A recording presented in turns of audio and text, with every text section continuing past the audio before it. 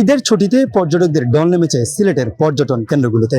আজ সকাল থেকে সিলেটের জাফলং, বিছনাকান্দি, রাতারগুল, সাদাপাথর সহ সিলেটের যত পর্যটন স্পট রয়েছে সেগুলোতে দেশের বিভিন্ন অঞ্চল থেকে আসা ভ্রমণ পিপাসুদের প্রচুর ঢল নেমেছে। আমি এখন দাঁড়িয়ে আছি সিলেটের অত্যন্ত জনপ্রিয় ভোলাগঞ্জ সাদাপাথর পর্যটন কেন্দ্রে।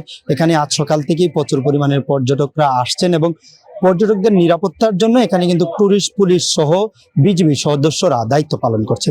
আমি যদি আপনাদেরকে একটু জানিয়ে রাখি, এই বছর সিলেট পর্যটন সংশ্লিষ্ট ব্যবসায়ীরা বলছেন যে এবার ঈদের ছুটি লম্বা থাকার কারণে প্রায় 15 থেকে 17 লাখ পর্যটকের আগমনের আশঙ্কা করছেন তারা।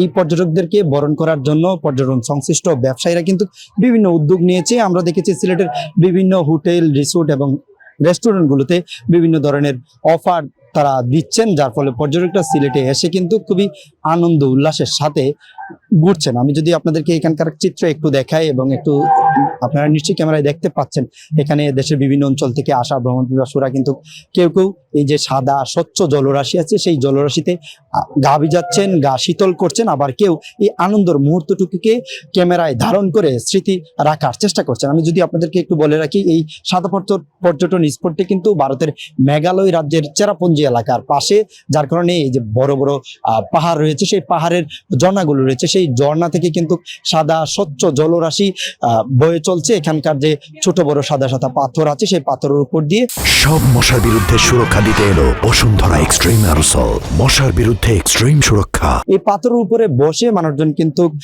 সাদা স্বচ্ছ জলরাশিতে গা ভিজাচ্ছেন, আনন্দ উল্লাস করছেন। দেশের বিভিন্ন অঞ্চল থেকে পর্যটকরা যারা এসেছেন তাদের সাথে আমরা কথা বলেছি, জানার চেষ্টা করেছি সিলেটে পর্যটনের জন্য তারা কোনো সমস্যার সম্মুখীন হয়েছে কিনা, নিরাপত্তার কোনো সংকট রয়েছে কিনা। পর্যটকরা কিন্তু বলছেন যে না, এখানে সব ধরনের নিরাপত্তা ঠিক আছে। পর্যটকদের নিরাপত্তার জন্য পর্যটন টুরিস্ট পুলিশ রয়েছে, পাশাপাশি বিজিবি রয়েছে।